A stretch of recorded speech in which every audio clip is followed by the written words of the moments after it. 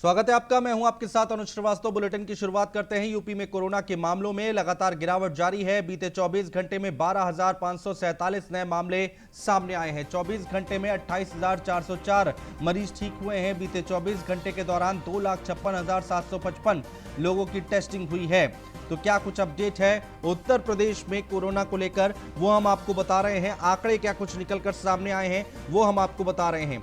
UP में corona के मामलों में लगातार गिरावट जारी है।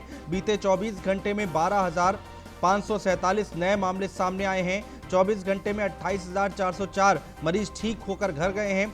बीते 24 घंटे के दौरान 2,56,755 लोगों की टेस्टिंग हुई है। बड़ी खबर हम आपको बता रहे हैं, बड़ी अपडेट आपको बता रहे हैं कि आखिर उत्तर प्रदेश में कोरोना को लेकर हाल क्या है। यूपी में कोरोना को लेकर क्या कुछ आंकड़े अब तक निकल कर आए हैं वो हम आपको बता रहे हैं। यूपी में कोरोना के मामलों में लगातार गिरावट जारी है। बीते 24 घंटे में 12,547 नए मामले सामने आए हैं। 24 घंटे में 28,404 मरीज ठीक हुए हैं। 24 घंटे में 2,56,755 लोगों की टेस्टिंग हुई है। बड़ी खबर, अहम खबर लगातार हम आपको बता रहे हैं। अपडेट क्या है कोरोना को लेकर उत्तर प्रदेश में वो हम आपको दे रहे हैं। जो आंकड़े निकलकर सामने आए हैं उसके मुताबिक हम आपको बता दें कि 12,547 नए मामले पिछले 24 घंटे की बात हम कर रहे हैं सामने आए हैं। एसके वाजपेयी हमारे संवाददाता हमारे साथ जुड़ चुके हैं ज्यादा बातचीत करने के लिए। एसके वाजपेयी, क्या खबर निकलकर सामने आ रही है? हालांकि आंकड़े अपने आप में बहुत कुछ बयां कर रहे हैं, राहत की सांस लेने वाली बात है क्या? बिल्कुल निश्चित तौर पर हम देखें जिस तरीके से उत्तर प्रदेश में पिछले करीब एक महीने से, खास तौर पर अप्रैल के महीने में जिस तरीके से जो संक्रमित मरीज थे वो प्रतिदिन 35 से 40 हजार आ रहे थे। धीरे धीरे उत्तर प्रदेश सरकार ने अपने प्रयासों से इनको कम किया। आज जो पिछले 24 घंटों के आंकड़े हैं वो 12,547 हैं, जो निश्चित ही पिछले एक महीने में सबसे कम आंकड़े हैं। और अगर हम रिकवरी रेट देखेंगे तो वो 28,404 लोग रिकवर हुए हैं।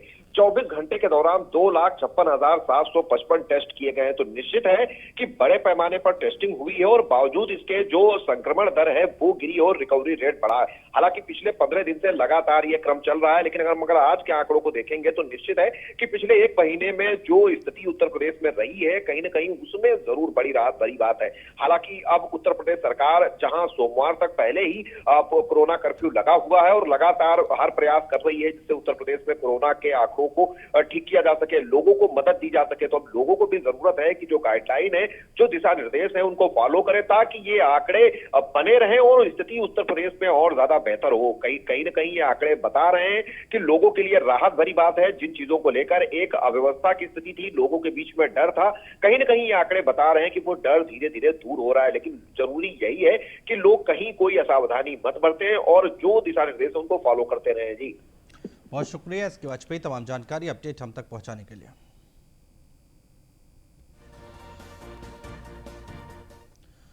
और दिल्ली के मुख्यमंत्री अरविंद केजरीवाल की प्रेस कॉन्फ्रेंस। दिल्ली में घट रहे हैं कोरोना के केस, ये कहा है मुख्यमंत्री ने। 15 दिन में 1,000 आईसीयू बेड बनाए, ये सीएम की तरफ से कहा गया है। और अपने काम में कोई कमी नहीं कर रहे हैं, तो ये सारी बातें कही गई हैं मुख्यमंत्री अरविंद केजरीवाल की तरफ से। प्रेस कॉन्फ्रेंस की उन्होंने और कई सारी बातें कही हैं। दिल्ली में कोरोना के केस अब कम हो रहे हैं।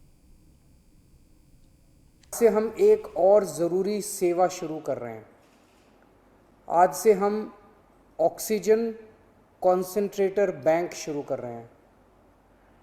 ये क्या है, इसकी क्या ज़रूरत है, क्या काम आएगा? अक्सर देखा जा रहा है कि किसी को कोरोना हुआ, उनकी ऑक्सीजन कम होने लगी। अगर उनको तुरंत ऑक्सीजन दे दी जाए तो उनकी तबीयत ज़्यादा बिगड़ने से बचाई जा सकती है। अगर उन्हें समय पे ऑक्सीजन नहीं मिलती तो उनकी तबीयत बिगड़ते बिगड़ते इतनी बिगड़ जाती है कि कई बार उनको फिर आईसीयू ले जाना पड़ता है और कभी कभी तो उनकी मौत हो जाती है। इसलिए कोरोना के मरीज को समय पे ऑक्सीजन मिलना बहुत ज़रूरी है। ऐसे मरीजों के लिए हमने ये ऑक्सीजन कॉन्सेंट्रेटर बैंक बनाया है। इससे हम और दिल्ली से खबर है, केंद्रीय शिक्षा मंत्री रमेश पोखरियाल निशंक करेंगे बैठक। 17 मई को सभी राज्यों के शिक्षा सचिवों के साथ बैठक करेंगे। कोरोना के प्रभाव और ऑनलाइन शिक्षा को लेकर होगी चर्चा। राष्ट्रीय शिक्षा नीति को लेकर भी बैठक में चर्चा होनी है। तो ये बड़ी खबर हम आपको बता रहे हैं। इस वक्त की अहम खबर है, केंद्रीय शिक्षा मंत्री रमेश पोखरियाल निशंक करेंगे बैठक। 17 मई को सभी राज्यों के शिक्षा सचिवों के साथ बैठक करेंगे। कोरोना के प्रभाव और ऑनलाइन शिक्षा को लेकर चर्चा होगी। राष्ट्रीय शिक्षा नीति को लेकर भी बैठक में चर्चा होगी।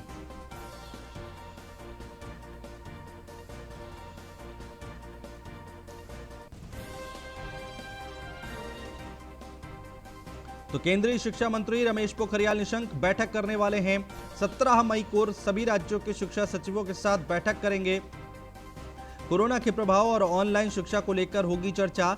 राष्ट्रीय शिक्षा नीति को लेकर भी बैठक में चर्चा होनी है। बड़ी खबर हम आपको बता रहे हैं लगातार दिल्ली से आ रही है। केंद्रीय शिक्षा मंत्री रमेश पोखरियाल निशंक बैठक करने वाले हैं। 17 मई को सभी राज्यों के शिक्षा सचिवों के साथ बैठक करेंगे।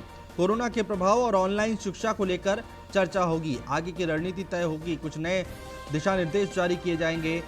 रमेश पोखरियाल निशंक की तरफ से केंद्रीय शिक्षा मंत्री हैं और वो अब बैठक करने वाले हैं। इस बैठक में कोरोना के प्रभाव और ऑनलाइन शिक्षा को लेकर चर्चा होनी है।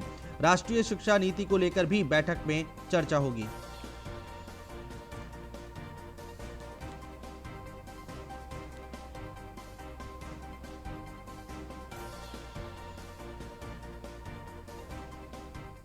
चलिए बढ़ते आगे। खबर लखनऊ से है। टीम 9 के अफसरों को सीएम के निर्देश, कोविड से जंग प्रभावी ढंग से जारी रखी जाए, ये मुख्यमंत्री योगी आदित्यनाथ की तरफ से कहा गया है। पूरी सक्रियता से टेस्टिंग अभियान जारी रहे, ये सीएम योगी की तरफ से कहा गया है। टेस्टिंग क्षमता के इजाफे में तेजी लाई जाए और मॉनिटरिंग के लिए हर जिले में एक अधिकारी नामित हो। सभी मंडल मुख्यालयों पर टीकाकरण शुरू हो। बेड और ऑक्सीजन आपूर्ति को बेहतर किया जाए, ये मुख्यमंत्री की तरफ से निर्देश जारी किए गए हैं।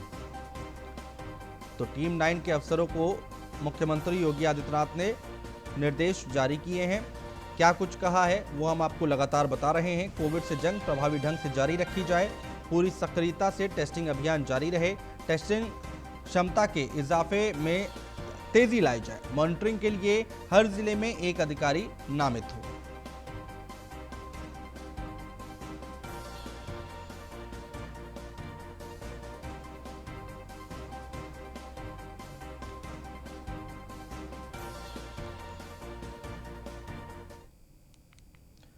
अगली खबर झांसी से है। ब्लैक फंगस से 2 मरीजों की मौत हुई है। कोरोना संक्रमित 5 मरीजों को हुआ था ब्लैक फंगस। मेडिकल कॉलेज में भर्ती 2 मरीजों ने तोड़ा दम। कमजोर इम्यूनिटी के चलते बढ़ा ब्लैक फंगस का इन्फेक्शन।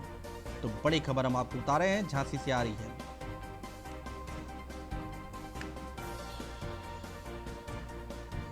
ब्लैक फंगस से 2 मरीजों की मौत हुई है। कोरोना संक्रमित 5 मरीजों को हुआ था ब्लैक फंगस। मेडिकल कॉलेज में भर्ती 2 मरीजों ने तोड़ा दम।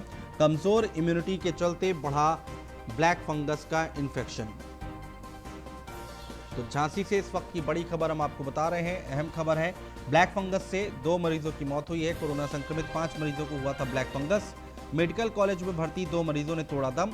कमजोर इम्यूनिटी के चलते बढ़ा ब्लैक फंगस का इन्फेक्शन।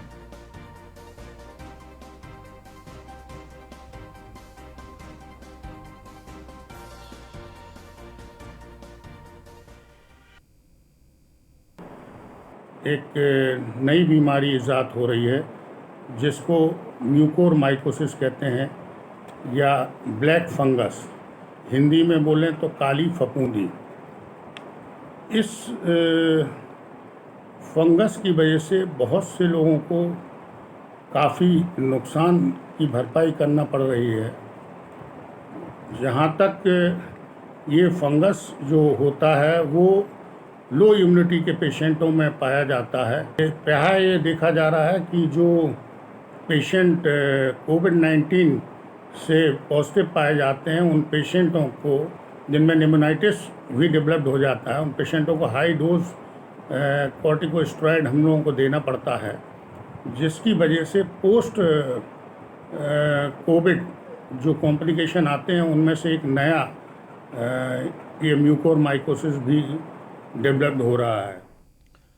कोरोना के इलाज के लिए डीआरडीओ की दवा तैयार है। अगले हफ्ते मार्केट में लॉन्च होगी ये दवा।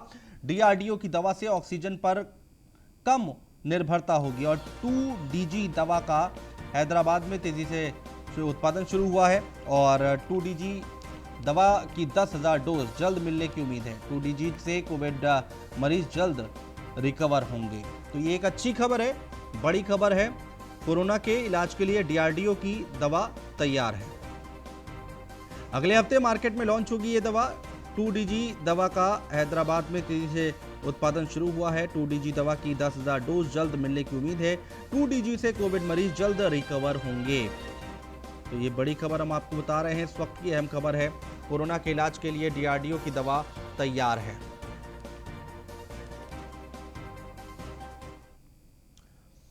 और अंबेडकर नगर से एक बड़ी खबर है। बिलारी गांव में कोरोना का आतंक देखने को मिल रहा है। एक साथ 32 लोग कोरोना पॉजिटिव पाए गए हैं। जिला प्रशासन के हाथ पांव फूले हैं, सतर्कता बढ़ाई गई है।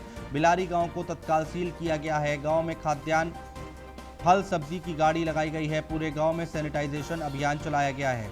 मेडिकल टीम घर घर जाकर करेगी कोरोना जांच। तो ये बड़ी खबर हम आपको बता रहे हैं। इस वक्त की अहम खबर है, एक साथ 32 लोग कोरोना पॉजिटिव पाए गए हैं। अंबेडकर नगर से एक खबर है जहां पर बिलारी गांव है, कोरोना का आतंक यहां पर देखने को मिल रहा है। एक साथ 32 लोग एक गांव से पॉजिटिव पाए गए हैं। जिला प्रशासन के हाथ पांव फूल गए हैं, सतर्कता बढ़ा दी गई है। बिलारी गांव को तत्काल सील कर दिया गया है। फल सब्जी की गाड़ियां लगा दी गई हैं, खाने पीने की गाड़ियां लगा दी गई हैं। गांव में, पूरे गांव में सैनिटाइजेशन अभियान चलाया जा रहा है।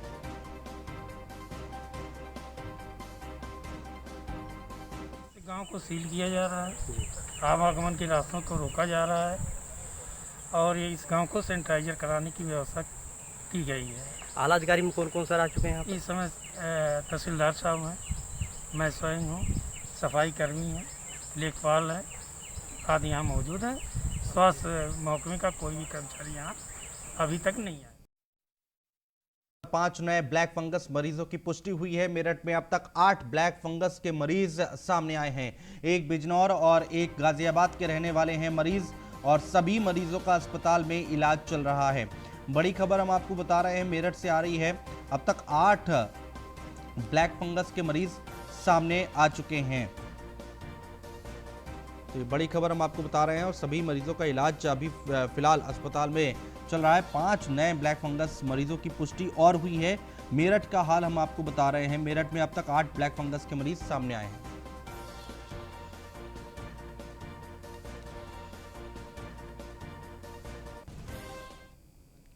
और गोरखपुर से खबर है, जहां पर गोरखपुर पहुंची है ऑक्सीजन एक्सप्रेस। ऑक्सीजन लेकर गोरखपुर पहुंची है ट्रेन। जमशेदपुर से आई ऑक्सीजन की ये ट्रेन। तो बड़ी खबर हम आपको बता रहे हैं, अच्छी खबर है। गोरखपुर पहुंची है ऑक्सीजन एक्सप्रेस। ऑक्सीजन लेकर गोरखपुर पहुंची ट्रेन। जमशेदपुर से आई है ये ट्रेन। जमशेदपुर से ऑक्सीजन आई है तो गोरखपुर पहुंची ऑक्सीजन एक्सप्रेस। ऑक्सीजन लेकर गोरखपुर पहुंची है ट्रेन। तस्वीरें हम आपको दिखा रहे हैं। और गोरखपुर और आसपास का जो इलाका है वहां पर अब ऑक्सीजन की पूर्ति हो सकेगी।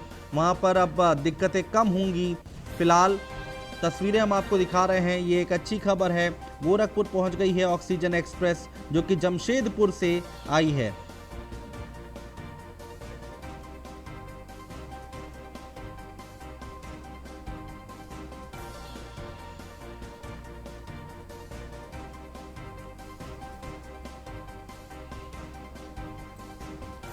तो गोरखपुर पहुंची है ऑक्सीजन एक्सप्रेस। ऑक्सीजन लेकर गोरखपुर पहुंची है ट्रेन। जमशेदपुर से ऑक्सीजन एक्सप्रेस गोरखपुर पहुंची है। और अब ये कहा जा रहा है कि गोरखपुर और आसपास के जो भी इलाके हैं, जो भी क्षेत्र हैं, वहां पर ऑक्सीजन की कमी को पूरा किया जाएगा। यानी कि आगे आने वाले वक्त में ये अच्छी खबर है, लोगों को और भी ज़्यादा सहूलियत मिलती दिखाई देगी। प्रेमचंद हमारे संवाददाता हमारे साथ जुड़ चुके हैं ज्यादा जानकारी के साथ।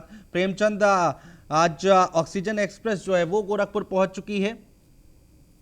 आपको बता दूं कि जो है 12 बजे के आसपास जो है जो जमशेदपुर से ऑक्सीजन लाया गया है। हालांकि जो है मुख्यमंत्री योगी आदित्यनाथ ने अभी कुछ ही दिन पहले जो है समीक्षा बैठक की थी। उसमें अधिकारियों को निर्देशित किया गया था कि किसी भी प्रकार से जो मौतें हैं उनके आंकड़ों पे अंकुश लगाएं और जो है चिकित्सा सुविधा में किसी भी प्रकार की जो है कोई कमी न रखी जाए। तो लिहाजा जो है जो केंद्र सरकार है, उत्तर प्रदेश सरकार है, वो सजग है और आज जो है 12 बजे के आसपास जो है जमशेदपुर से ऑक्सीजन का प्लांट जो ऑक्सीजन चला है और वो जो है आज नकाहा स्टेशन, गोरखपुर के नकाहा स्टेशन पे पहुंचा है। जी प्रेमचंद, बहुत शुक्रिया तमाम जानकारी अपडेट हम तक पहुंचाने के लिए।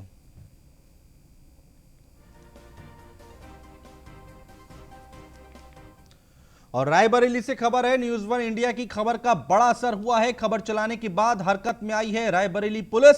एसपी श्लोक कुमार के आदेश पर दर्ज हुआ है मुकदमा। रेप पीड़िता को धमकाने और सुलह का था आरोप। 5 दिनों से थाने के चक्कर लगा रही थी रेप पीड़िता। तो बड़ी खबर हम आपको बता रहे हैं, महाराजगंज क्षेत्र के शाहगंज मजरे मोन गांव की ये घटना है। तो इस वक्त की बड़ी खबर आ रही है रायबरेली से। न्यूज़ वन इंडिया की खबर का असर होता दिखाई दे रहा है और इस पूरे मामले में अब संज्ञान लिया गया है। 5 दिनों से थाने के चक्कर लगा रही थी पीड़िता। बड़ी खबर हम आपको बता रहे हैं, मुकदमा दर्ज कर लिया गया है। एसपी श्लोक कुमार के आदेश पर दर्ज हुआ है मुकदमा। खबर चलाने के बाद हरकत में आई रायबरेली पुलिस। ग्राम शाहगंज मजरे मोन थाना महाराजगंज की एक युवती ने आरोप लगाया है कि जब वो दिल्ली में थी तो उसे एक युवक से फेसबुक पर दोस्ती हो गई और वो दोस्ती काफ़ी दिनों तक रही और उससे उसकी शादी की बात चली और वो युवक भी उसी गांव का रहने वाला था जिस गांव की ये युवती थी और इन लोगों में आपस में शादी की बात भी चली, किंतु युवती ने थाने पर तहरीर देकर आरोप लगाया है कि उसने फेसबुक पे दोस्ती जो की थी उसके माध्यम से उसने गांव में बुलाया और उसके साथ ज़बरदस्ती की। इस संबंध में आवश्यक तहरीर थाने पर दी गई है, उसमें आवश्यक कार्रवाई। और रोहित मिश्रा हमारे संवाददाता हमारे साथ जुड़ चुके हैं ज्यादा जानकारी के साथ। रोहित मिश्रा, अब इस पे मुकदमा दर्ज कर लिया गया है, क्या अपडेट है? जी बिल्कुल, बताना चाहूंगा एक बार फिर जो है पीड़ित की आवाज जो है न्यूज़ वन इंडिया बनकर उभरा है, क्योंकि लगातार जो है पीड़ित 5 दिनों से थाने के चक्कर लगा रही थी और उसका मुकदमा नहीं दर्ज हो रहा था, जिसके बाद न्यूज़ वन इंडिया ने खबर को प्रमोट जी से दिखाने के बाद एसपी श्लोक कुमार के आदेश पर महाराजगंज कोतवाली में पीड़िता की तहरीर पर मुकदमा दर्ज कर दिया गया है और जांच कर कार्रवाई की बात कही जा रही है। जिस हिसाब से लगातार 5 दिनों तक रेप पीड़िता को न सिर्फ टहलाया जा रहा था बल्कि उसके ऊपर जो है पुलिस कर्मियों द्वारा जो है दबाव बनाया जा रहा था पूरे समझौता का, इस खबर को प्रमुखता से न्यूज़ वन इंडिया ने दिखाया और एसपी श्लोक कुमार ने पूरे खबर को संज्ञान में लेते हुए तत्काल जो है मुकदमा दर्ज करने का आदेश दे दिया है। फिलहाल पीड़िता की तहरीर पर मुकदमा दर्ज कर लिया गया है और अब पीड़िता को भी आस है कि उसकी तहरीर के आधार पर जो मुकदमा दर्ज हुआ है उसको न्याय जरूर मिलेगा। रोहित मिश्रा, बहुत शुक्रिया तमाम जानकारी हम तक पहुंचाने के लिए।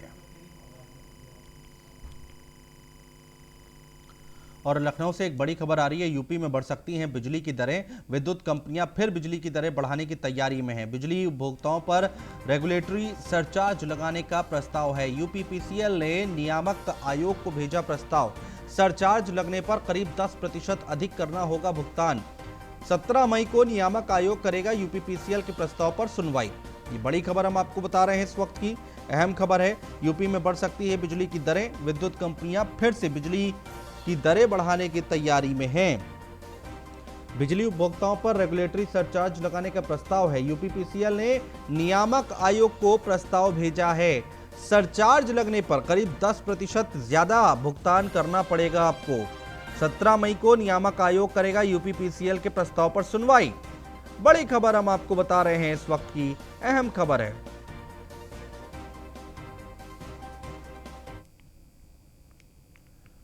बुलंदशहर से एक बड़ी खबर है, पुलिस टीम पर पथराव हुआ है। पथराव में एक सिपाही घायल हुआ है। बवाल की सूचना पर पहुंची थी पुलिस।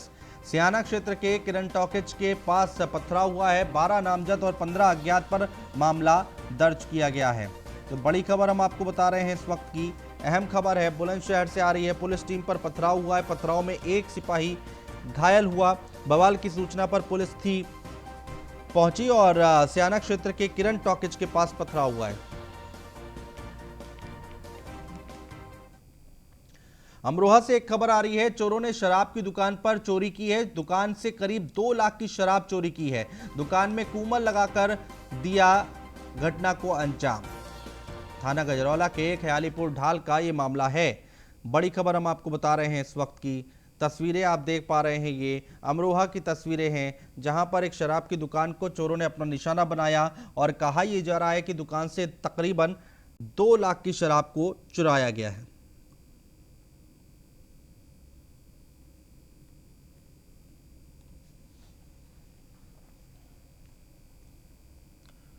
और फिलहाल हमारे इस बुलेटिन में इतना ही। नमस्कार।